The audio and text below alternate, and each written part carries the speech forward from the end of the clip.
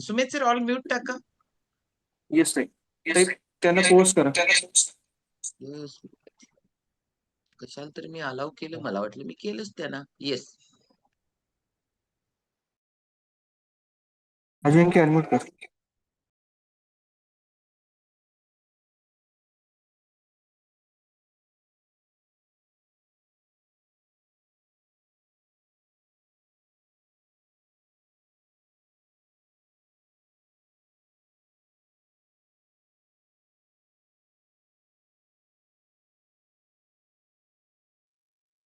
Okay. Good morning सर्वांना. ऐकू येते ना आवाज माझा? येतोय येतोय. तर मॅडमांनी सांगितल्याप्रमाणे आपण आजचा जो टॉपिक आहे ते आपल्या दातांचं आरोग्य, जे दुर्लक्षित असतो. जेव्हा दात दुखतो तेव्हाच आपण डेंटिस्टकडे जातो. तर हा सगळ्यात मोठा आपला जो गैरसमज आहे किंवा एक चुकीची सवय आहे की दात दुखल्यानंतरच आपण डेंटिस्टकडे जातो. तर हे आपलं बदलायला पाहिजे, कारण दात जर दुखायच्या आधी आपण गेलो तर ते मोठी इजा जी दाताला झालेली असते ते आपण टाळू शकतो. तर त्यासाठी एक फ्रिक्वेंटली म्हणजे दर 6 महिन्यातून किंवा कमीत कमी एका वर्षातून आपण एका डेंटिस्टकडे व्हिजिट केलं पाहिजे आणि आपल्या दातांचं चेकअप केलं पाहिजे, जेणेकरून जे बारीक कीड असेल किंवा बाकी जे किरकोळ प्रॉब्लेम असतील तर ते किरकोळ अवस्थेमध्ये आपल्याला ते सॉल्व्ह करता येतात. जर ते प्रॉब्लेम वाढले तर परत मग ते रूट कॅनल असेल किंवा दात काढणे असेल, इम्प्लांट करणे असेल, म्हणजे या सगळ्या गोष्टी ज्या आहेत त्या सगळ्या गोष्टी महागड्याही असतात, टाइम कन्झ्युमिंग असतात आणि आपला चांगला दात जो देवाने दिलेला असतो तोही त्यात आपल्याला काढावा लागतो किंवा त्याचं काहीतरी रूट कॅनल वगैरे करावं लागतं. तर या सगळ्या गोष्टींमध्ये काय सगळ्यात महत्वाचं आहे त्या सगळ्या छोट्या छोट्या गोष्टी आपण बघणार आहोत आजच्या या लेक्चरमध्ये. तर सगळ्यात महत्वाचे म्हणजे आपले दात. तर आपल्या दातांनी आपलं वय दिसत असतं. जर समजा आपल्या तोंडामध्ये आपण एक जरा हसलो तर सगळे दात जर व्यवस्थित दिसत असतील, ते निरोगी असतील, पांढरे शुभ्र असतील, तर आपलं वय नक्कीच 10 वर्षांनी कमी दिसतं. जर का आपल्या तोंडामधले जे दात आहेत ते जर पडलेले असतील, किडलेले असतील, खराब असतील, तर आपलं वय सुद्धा त्याप्रमाणे आपण म्हातारे दिसतो, म्हणजे एक 10 वर्ष म्हातारे दिसतो. तर हा मोठा रोल असतो आपल्या फक्त दिसण्यामध्ये. दुसरा महत्वाचा रोल आणि सगळ्यात उपयोगाचा रोल दातांचा जो असतो तो म्हणजे आपल्या रोजच्या जे खाण्याची जी प्रक्रिया आहे आपली, जे आपण जेवण जेवतो, अन्न बारीक करणे, अन्न चावणे, ह्या सगळ्या गोष्टींमध्ये आपले दात कामाला येत असतात. बऱ्याच लोकांचा गैरसमज असतो की फक्त पुढचे दात चांगले दिसले की झाले, पाठीमागचे दात किडले किडू देत, काढूया, कारण दाढा असतात भरपूर, 3-3 दाढा असतात, तर त्यातली एखादी दाढ काढली तर काय होतंय. पण जो आपण चावायची प्रक्रिया आहे त्या चावायच्या प्रक्रियामध्ये सगळे दाढ आपल्या तोंडामध्ये असणं आवश्यक असतं. कारण एक जरी दाढ नसली तरी त्याचे खूप दुष्परिणाम बाकीच्या दातांवर होतात किंवा एका दाताचा लोड कमी झाला की त्या दुसऱ्या दातांचा लोड वाढतो कामाचा, त्यामुळे त्याची झीज वाढत असते. असे बरेचसे प्रॉब्लेम फक्त दात नसल्यामुळे आपल्याला तयार होत असतात. तर दातांची कीड आपण जेव्हा दात दुखतो तेव्हाच आपल्या लक्षात येतं की आपला दात किडलाय. कारण आपण कधी चेकअपही करत नाही किंवा सेल्फ ऑब्झर्वेशन असेल, आरशामध्ये आपलं दात बघणे असतील, अशा गोष्टी आपण कधीच करत नाही. तर ऍटलिस्ट डेंटिस्टकडे एका 6 महिन्यानंतर व्हिजिट केली किंवा स्वतः जरी आपण ब्रश करताना सकाळी आरशामध्ये बघितलं तरी काही जो भाग असतो त्या भागातली कीड आपल्याला दिसू शकते की काहीतरी काळसर झालंय किंवा काहीतरी टवका उडल्यासारखं झालंय. अशा गोष्टी आपण स्वतः सुद्धा ऑब्झर्व करू शकतो आणि डेंटिस्टकडे आपण भेटूही शकतो. तर ही आपले जे दात असतात, तर हे दात दोन प्रकारचे असतात. एक दुधाचे दात असतात आणि एक मूळ दात असतात, ज्याला आपण परमनंट टीथ असं म्हणतो. म्हणजे जे लहान मुलं असतात वयाच्या साधारण 6व्या महिन्यापासून दात यायला चालू होतात, ते 6 वर्षापर्यंत दुधाचे दात येतात. 6व्या वर्षानंतर जे मुलांमध्ये लहान मुलांमध्ये एक एक दात पडायला चालू होतात आणि एक एक दात उगवायला चालू होतात, ते मूळ दात असतात. ते साधारण वयाच्या 18व्या वर्षापर्यंत अक्कल दाढ येते आणि हे जे दात असतात ते आयुष्यभर येतात, कारण ते दात पडले की पुन्हा दात येत नाहीत. त्यामुळे जे दात येतात त्यांना आपल्याला आयुष्यभर व्यवस्थित ठेवावे लागतात किंवा त्याचा मेंटेनन्स जो आहे तो व्यवस्थित आपण जर केला तर ते आयुष्यभर दात टिकतात आणि आपलं आरोग्य सांभाळण्यासाठी सुद्धा दातांचा खूप मोठा रोल असतो. तर आता हे दातांबद्दल माहिती घेताना फक्त आपण थोडक्यात जाणून घेऊया की हे दात म्हणजे काय असतं. तर दात जो आहे तो आपल्या हाडांसारखाच एक हार्ड स्ट्रक्चर आपण ज्याला म्हणतो. तर हाडांसारखाच कॅल्सिफाईड स्ट्रक्चर असतो जे कॅल्शियमनी, फॉस्फरसनी किंवा वेगवेगळ्या साल्सनी बनलेलं असतं. तर या दातामध्ये साधारण 3 लेयर किंवा 3 थर असतात. सगळ्यात वरचा जो थर असतो त्याला आपण इनॅमल म्हणतो. जो सगळ्यात स्ट्रॉंगेस्ट म्हणजे आपल्या पूर्ण शरीरामध्ये सगळ्यात स्ट्रॉंगेस्ट कुठला टिश्यू असेल तर तो आपला इनेमल असतो. त्याच्या खाली जो अवयव किंवा ज्याला टिश्यू आपण म्हणतो किंवा लेयर म्हणतो तो डेंटिन असतो. तो सुद्धा घट्ट असतो, मजबूत असतो. त्याच्या आत सगळ्यात आत म्हणजे दाताच्या मध्यभागी जो लेयर असतो त्याला आपण पल्प असे म्हणतो किंवा अ, मराठीमध्ये आपण त्याला नस असे म्हणू शकतो. नस किंवा रक्तवाहिन्या. ज्या दातामध्ये सेन्सेशन असेल किंवा दाताच्या ज्या रक्तवाहिन्या असतात तो सगळ्यात आतल्या आवरणामध्ये असतात. तर याचं काय काम असतं? एखादी थंड संवेदना असेल म्हणजे थंड पाणी पिल्यानंतर संवेदना होतात किंवा गरम पाणी पिल्यानंतर किंवा चावल्यानंतर जो आपल्याला वेगवेगळ्या संवेदना होत असतात त्याच्यामध्ये दाताची जी नस असते त्याचा रोल असतो किंवा दातामध्ये थोडंफार अंशामध्ये जे मेंटेनन्सचं काम होत असतं त्यात आतल्या रक्तवाहिनी जी आहे ती उपयोगाची असते. आता आपले दात का किडतात? तर दात किडण्यापाठीमागं भरपूर कारणं आहेत. प्रत्येकाचे दात काय सारखे नसतात. कुणाचे दात जन्मतः वीक असतात. किडायचे प्रमाण कुणाच्यात जास्त असतं किंवा जे अन्न आहे किंवा अन्न खाण्याच्या सवयी आहेत, ह्या सवयी चुकीच्या असतात किंवा बऱ्याच जणांच्या मध्ये दात स्वच्छ करत नाहीत किंवा ज्या हॅबिट्स असतात त्या चांगल्या नसतात. त्याच्यामुळे किडतात. आता त्यातली जनरलाइज जी आहेत म्हणजे मोस्ट ऑफ लोकांचे दात का किडतात? तर काही जनरलाइज कारणं आपण आज बघणार आहोत. पहिली गोष्ट म्हणजे साखरयुक्त पदार्थ म्हणजे ज्याच्यातून साखर तयार होते. आता साखरयुक्त पदार्थ म्हणजे फक्त साखर असं नाही. बऱ्याचशा पदार्थांमधून आपल्या साखर असते त्याच्या कंटेंट्समध्ये. तर हे शुगरी पदार्थ जे आपण जास्त खातो, खाल्ल्यानंतर आपण काय करतो तर तोंड स्वच्छ करत नाही म्हणजे दात स्वच्छ नाही करत. तर ते आपल्या दाताभोवती चिकटून राहतात आणि चिकटून राहिल्यानंतर जे आपल्या तोंडामध्ये जे बॅक्टेरियाज असतात, तर ते बॅक्टेरियाचं डिग्रेडेशन करून ऍसिड फॉर्मेशन करतात आणि तेच ऍसिड आपलं जो इनॅमल आहे तो डिझॉल्व्ह करतं आणि तिथेच आपल्याला कीड लागायला चालू होते. तर ह्याच्याप्रमाणेच शुगरी ड्रिंक्स असतील म्हणजे वेगवेगळ्या प्रकारची शीतपेय असतील त्याच्यामध्ये साखर भरपूर प्रमाणात आहे. त्यानंतर ऍसिड रिफ्लक्स बऱ्याच जणांना त्रास असतो की ऍसिडची उलटी होत असते किंवा पोटातून ऍसिड बाहेर पडत असतं. अशा लोकांमध्ये सुद्धा इनॅमलची झीज होण्याची शक्यता जास्त असते आणि दात किडायची शक्यता सुद्धा भरपूर जास्त असते. काही लोकांमध्ये जन्मताच जो इनॅमलचा लेअर आहे तो वीक तयार होतो म्हणजे त्याला हायपोप्लास्टिक इनॅमल असे म्हणतो. तर हे जन्मतः कंडिशन असते. म्हणजे जेव्हा दात तयार होत असतो तेव्हाच तो प्रॉपर तयार नाही होत. त्याच्यामुळे त्यांच्या अशा लोकांमध्ये किडायची शक्यता खूप जास्त असते. अ, आणखी एक महत्वाचं कारण आहे लॅक ऑफ फ्लुराईड. म्हणजे फ्लुराईड एक केमिकल असतं. ते केमिकल काय करतं तर जो इनॅमल आहे त्या इनॅमलला स्ट्रॉंग करायला मदत करत असतं. जर ते फ्लुराईड आपल्या रोजच्या पेस्टमध्ये असेल किंवा रोजच्या मिनरल वॉटरमध्ये असेल तर ते एक विशिष्ट प्रमाणामध्ये ते फ्लुराईड जर नाही गेलं तर दात किडू शकतात. इनॅमल वीक होऊ शकतो.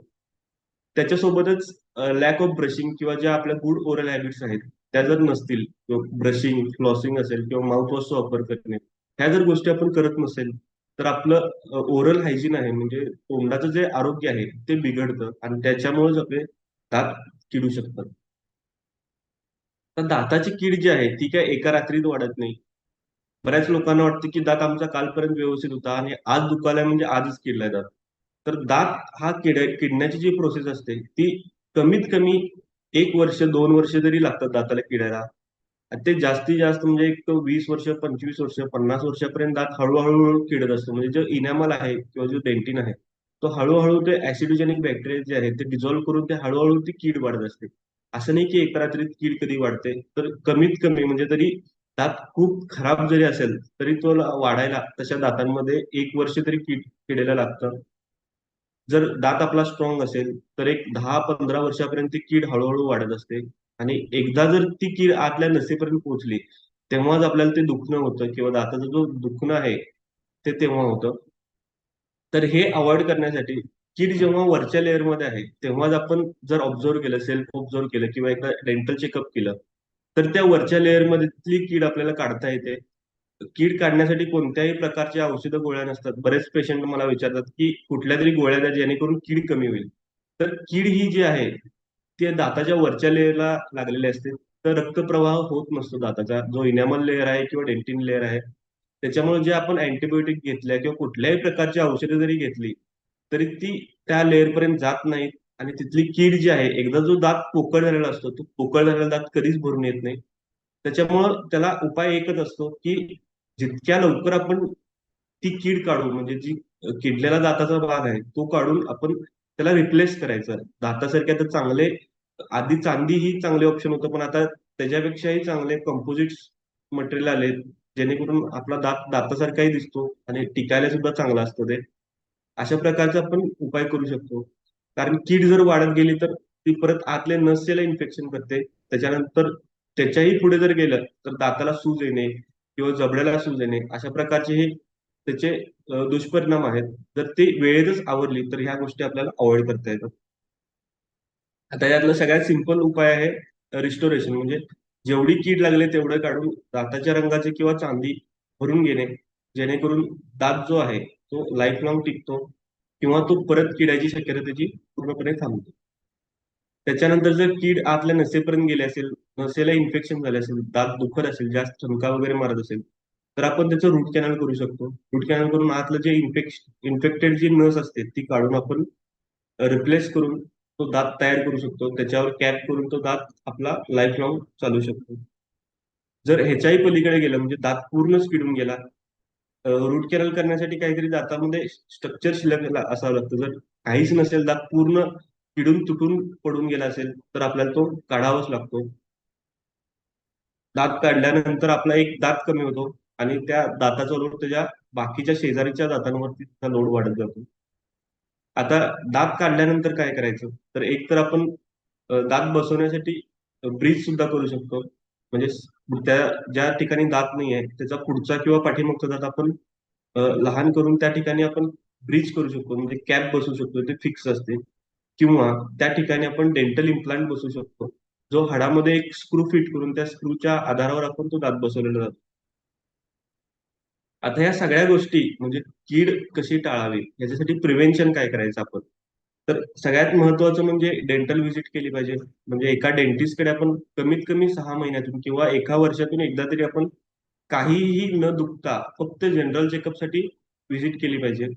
आणि रोजचं जे आपलं ओरल हायजीन आहे, म्हणजे आपलं जे तोंडाचं आरोग्य आहे ते आपण व्यवस्थित ठेवलं पाहिजे. म्हणजे ब्रशिंग असेल, फ्लॉसिंग असेल किंवा माउथवॉशचा वापर असेल, ह्या सगळ्या गोष्टी आपण करायला पाहिजे. आता सगळ्यात महत्वाचं म्हणजे काय, ब्रश कुठला वापरायचा किंवा टूथपेस्ट कोणती घ्यायची. तर टूथपेस्ट जे आहे ते आपल्या मार्केटमध्ये खूप ब्रँड्स आहेत की ज्यांच्या टूथपेस्ट आपल्याला अवेलेबल आहेत. तर त्यातली कुठली टूथपेस्ट चांगली, असं बऱ्याच जणांना प्रश्न पडतो. आता हा प्रश्न पडल्या पाठीमागं कारण बऱ्याच जणांचं काय मत ओपिनियन असतं की टूथपेस्टमुळेच सगळे दातांचं आरोग्य आहे. तर टूथपेस्टचा रोल जो आहे तो फक्त 5% आहे आणि 95% जो रोल आहे तो ब्रशिंगचा आहे. म्हणजे तुम्ही कशा प्रकारे ब्रशिंग करता किंवा किती वेळा ब्रशिंग करता. तर त्या ब्रशिंगचा रोल 95% आहे, 5% रोल फक्त टूथपेस्टचा आहे. पण आपण महत्व, म्हणजे 100% महत्व आपण फक्त टूथपेस्टला देतो की ही टूथपेस्ट वापरली. पण आपण ब्रशिंग कसं करतो हे कोणीही बघत नाही. तर ब्रशिंग करणं हे महत्वाचं असतं. टूथपेस्टचा रोल आहे तो 5%च आहे. आता या टूथपेस्टमध्ये कोणती टूथपेस्ट चांगली, तर वेगवेगळ्या प्रकारचे ब्रँड्स आहेत. असं नाही की फक्त कोलगेटची एकच टूथपेस्ट मिळते. कोलगेटच्या टूथपेस्ट बघितला तर कमीत कमी 15-20 प्रकारच्या टूथपेस्ट फक्त कोलगेटच्याच आहेत. सेन्सोडाईनच्या सुद्धा 10-12 टूथपेस्ट आहेत वेगवेगळ्या प्रकारच्या. प्रत्येक ब्रँडच्या एक टूथपेस्ट नसते, तर 4-5, 5-6 टूथपेस्ट मिनिमम असतात. तर आता ह्यातली कोणती निवडायची, तर ह्याच्यासाठी टूथपेस्ट म्हणजे काय हे तरी आपल्याला कळायला पाहिजे. आता टूथपेस्टमध्ये वेगवेगळ्या प्रकारचे केमिकल्स असतात किंवा वेगवेगळ्या प्रकारचे एजंट्स असतात, म्हणजे त्याचे कंटेंट असतात. तर त्या कंटेंट्समध्ये प्रत्येकाचं काहीतरी काम असतं. म्हणजे आपण जेव्हा ब्रश करतो तेव्हा फेस तयार होतो, तर ते फेस तयार होण्याचं काम एक फोमिंग एजंटचं असतं. किंवा प्रत्येक टूथपेस्टची एक विशिष्ट चव असते, तर त्याला फ्लेवरिंग एजंट म्हणतो. ती चव प्रत्येकाला जरा कम्फर्टेबल वाटते. म्हणजे बऱ्याच जणांना ते चवीवर वाटतं की ही टूथपेस्टनं ब्रश केलं तरच आपल्याला फ्रेश वाटतं. कारण त्यात मिंट असेल किंवा मेन्थॉल असेल, कुठल्या तरी गोष्टीचा जो फ्लेवर असतो त्या फ्लेवरने त्यांना जरा फ्रेशनेस वाटत असतो. त्याच्यासोबत ऍक्टिव्ह एजंट एक असतो. ऍक्टिव्ह एजंट काय काम करतो, ते महत्वाचं जे काम असतं, म्हणजे फ्लोराईड असेल किंवा वेगवेगळ्या प्रकारचे डिसेन्सिटायझिंग एजंट्स असतील, तर ह्या गोष्टी ज्या आहेत ते टूथपेस्टचा एक रोल असतो, ते रोल ते कॅरी आउट करत असतात. डिसेन्सिटायझेशन करणे किंवा फ्लोराईड प्रोव्हाइड करणे, ह्या गोष्टी ह्या ऍक्टिव्ह एजंटच्या असतात. तर आता हे सगळे जे इन्ग्रेडियंट आहेत ते इन्ग्रेडियंट प्रत्येक टूथपेस्टमध्ये हेच असतात, फक्त थोडेफार वर खाली असतात किंवा एखादा एजंट बदलून दुसरा एजंट त्यांनी केलेला असतो, बट ओव्हरऑल कंपोजिशन प्रत्येक टूथपेस्टमध्ये सिमिलर असतं. तर आता ज्या लोकांसाठी व्हाईटनिंग महत्वाचं आहे किंवा सेलिब्रिटी लोक आहेत किंवा ज्यांना आपली स्माईल जास्त डिझर्व करायचे, तर अशा लोकांना व्हाईटनिंग टूथपेस्ट वापरतात. आता व्हाईटनिंग टूथपेस्टमध्ये काय असतात, जो ऍक्टिव्ह एजंट असतो तो एक ब्लिचिंग एजंट असतो, म्हणजे थोडक्यात दात ब्लीच करत असतो आपण थोडक्यात. जे व्हाईटनिंग टूथपेस्ट वापरल्यानंतर बऱ्याच जणांचा गैरसमज असतो की आपले दात एकदम बॅटरी सारखे चमकतात, चकचकतात. तर असे चमकत नाहीत. जो आपला दाताचा नॅचरल जो कलर आहे तोच कलर राहतो. फक्त जो पिवळसरपणा आहे, दाताच्या वरती जो शेडिंग झालेला असतो, तो फक्त ब्लिचिंग ऍक्शनमुळे कमी होतं. आणि हे ब्लिचिंग काय लाईफ लॉंग टिकत नाही. तर ही टूथपेस्ट वापरली तर तेवढेच एक 2 दिवस म्हणजे जेव्हा आपण ब्रशिंग करेल तेव्हाच हे ब्लिचिंग जी ऍक्शन आहे ती होत असते. आणि तेवढ्या काही विशिष्ट काळापुरतच आपल्याला हे व्हाईटनिंगची जी ऍक्शन आहे ती मिळत असते. याच्यानंतर आहे सेन्सिटिव्हिटी टूथपेस्ट. म्हणजे बऱ्याच जणांना चे दात सेन्सिटिव्ह असतात. म्हणजे काय येतात, बऱ्याचदा गोड पदार्थ आहे किंवा थंड पाणी आहे, अशा गोष्टी घेतल्यानंतर दात सळसळतात किंवा सनक मारतात.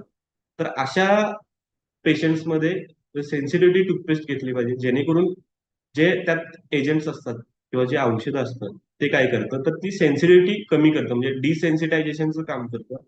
तर अशा लोकांमध्ये ह्या टूथपेस्ट चांगल्या उपयोगाला येत असतात. किंवा आता जी लहान मुलं असतात किंवा ज्यांच्यामध्ये किडायचं प्रमाण जास्त असतं दात, तर अशा लोकांनी फ्लुराईड रिच टूथपेस्ट, म्हणजे ज्याच्यामध्ये फ्लुराईड ऍक्टिव्ह इन्ग्रेडियंट आहे, अशा कोणत्याही प्रकारची टूथपेस्ट वापरली तर ती चांगली असते. कारण जो इनेमल आहे तो इनेमल त्यांचा स्ट्रॉंग व्हायला ती फ्लुराईड मदत करत असते. आणि बऱ्याच जणांचा गैरसमज असतो की म्हणजे आपण जे टूथपेस्ट वापरतो तेच आपल्या लहान मुलांना वापरायच्या. कारण लहान मुलांचं जे आहे ते आरोग्य नाजूक असतं किंवा जे हेल्थ असतं किंवा ज्या सिस्टीम्स असतात त्या अजून इतक्या पॉवरफुल नसतात, जेणेकरून जे हार्ड केमिकल्स असतील टूथपेस्ट मधले ते डायजेस्ट होईल. किंवा आता लहान मूल जे आहे त्याला ते टूथपेस्ट थुंकायची सुद्धा कळत नाही, बऱ्याचदा ते लहान मूल ते टूथपेस्ट गिळत असतं. तर अशा मुलांमध्ये आपण वेगळ्या प्रकारचे टूथपेस्ट बाजारात अवेलेबल आहेत, ज्या एज ग्रुपनुसार, म्हणजे 0 ते 2 वर्ष ज्या कालावधीत बाळाचे दात येत असतात, तर अशा कालावधीमध्ये वापरायची टूथपेस्ट वेगळी आहे. 2 ते 5 वर्ष ज्याच्यामध्ये दुधाचे दात असतात, तर त्या दुधाच्या दातांसाठी वेगळी टूथपेस्ट अवेलेबल असते. 6 वर्षानंतर 6 ते 12 वर्षापर्यंत एक टूथपेस्ट अवेलेबल असते. आणि त्याच्यानंतर 12 वर्षानंतरचे जे मुलं असतात त्यांच्यामध्ये आपण अडल्ट्समध्ये जे वापरतो टूथपेस्ट, म्हणजे ज्या रेग्युलर टूथपेस्ट वापरतो त्या वापरल्या पाहिजेत. कारण 12 वर्षानंतर बऱ्याचदा म्हणजे आपल्या ज्या लहान मुलाच्या सिस्टीम्स असतात वेगवेगळ्या प्रकारच्या, डायजेस्टिव्ह सिस्टीम असेल किंवा डिफेन्स सिस्टीम असेल, ती डेव्हलप झालेली असते. जेणेकरून त्याला म्हणजे हायर सेन्सिटिव्ह जे केमिकल असतील किंवा एजंट असतील त्याचा कोणताही त्रास होत नाही. तर ब्रश ब्रश सुद्धा लहान मुलांचे ब्रश छोटे असतात, कारण लहान मुलांचं तोंड छोटं असतं, त्यांचे दात छोटे असतात, त्यांचा ब्रशही छोटा असतो. तसंच ब्रशमध्ये वेगवेगळ्या प्रकारचे हार्डनेस असतो, म्हणजे अल्ट्रा सॉफ्ट ब्रश असतात, सॉफ्ट ब्रश असतात किंवा मीडियम किंवा एक्स्ट्रा हार्ड ब्रश असतात. तर ह्या हार्डनेसचा काय उपयोग असतो, जे नॉर्मल लोक आहेत ज्यांचे दात किंवा हिरड्यांचं आरोग्य व्यवस्थित आहे त्यांनी मीडियम ब्रिसल्सवाले ब्रश वापरायचे. बऱ्याच लोकांचा कन्सेप्ट असा असतो की अल्ट्रासॉफ्ट ब्रश वापरायचे. तर अल्ट्रासॉफ्ट किंवा सॉफ्ट ब्रशेस जे आहेत ते फक्त ज्यांच्या हिरड्या नाजूक आहेत किंवा कमकुवत आहेत अशा लोकांनी तर ते ब्रश वापरायचे असतात. जे ज्यांचं आरोग्य किंवा दातांची हेल्थ चांगली आहे अशा लोकांनी मीडियम ब्रिसलचेच ब्रश वापरायचे असतात, जेणेकरून जी क्लिनिंग ऍक्शन आहे किंवा ब्रशिंग ऍक्शन आहे ती प्रॉपर होते. आता ह्याच्यामध्ये कोणत्याही ब्रँडचे वापरले तरी चालतं, असं काही नाही की हा ब्रँड स्पेसिफिक आहे किंवा तो ब्रँड स्पेसिफिक आहे. फक्त त्याचा जो हार्डनेस आहे तो, म्हणजे नॉर्मली जर आपले गम्स किंवा जे हार्ड टिश्यू जे असतील ते हेल्दी असतील तर आपण मीडियम ब्रिसल्सवाले ब्रश वापरले पाहिजे. आणि सगळ्यात महत्वाचं म्हणजे वर्षातून कमीत कमी एकदा किंवा 6 महिन्यातून एकदा आपण डेंटल चेकअप केलं पाहिजे. आता एखाद्या माणसाला हार्टचा प्रॉब्लेम झाला किंवा हार्ट अटॅक येऊन गेला तर तो दर आठवड्याला डॉक्टरकडे जाऊन बीपी चेक करतो किंवा 6 महिन्यातून एकदा ईसीजी काढतो, का तर परत हार्ट अटॅक येऊ नये म्हणून. पण जर त्याच माणसाचं एका दाताचं रूट कॅनल झालं किंवा एक दात किडला म्हणून तो काय दर 6 महिन्यातून डेंटिस्टकडे नाही जात की बघा दुसरा कुठला दात किडतोय का किंवा दुसरं काय करायला लागेल का, तर नाही. तर हा अवेअरनेसचा प्रॉब्लेम आहे. म्हणजे आपल्याला दातांना इतकं आपण महत्व देत नाही, जे महत्व आपण हृदयाला, मेंदूला किंवा बाकीच्या ऑर्गन्सना देतो. कारण तो ऑर्गन एकच असतो. आपले दात 32 आहेत ना, त्यामुळे एखादा गेला तर काय होतंय, असा प्रत्येकाचा कन्सेप्ट असतो. बट प्रत्येक दात महत्वाचा आहे. जसं हृदय महत्वाचं आहे, जसं मेंदू महत्वाचा आहे, जसं किडनी महत्वाचं आहे, तसं प्रत्येक दातही आपला महत्वाचा आहे. त्यामुळं ऍटलिस्ट आपण चेकअप केलं पाहिजे, जेणेकरून जे आता हार्ट अटॅकसाठी आपण जे चेकअप करतो किंवा ते प्रिव्हेंट करतो किंवा ओव्हरलोड करत नाही, वर्कलोड करत नाही, त्यांच्यामध्ये बायपास झालेलं असते, असे लोक खूप जपून राहतात. तर त्या प्रकारेच आपण सुद्धा जे दातांचं आरोग्य आहे ते मेंटेनन्स म्हणजे काही झाल्यानंतर इजा करण्यापेक्षा काही होऊ नये म्हणून प्रिव्हेंटिव्ह ज्या इजा करतो किंवा उपाय करतो त्याने आपले दात चांगले राहू शकतात.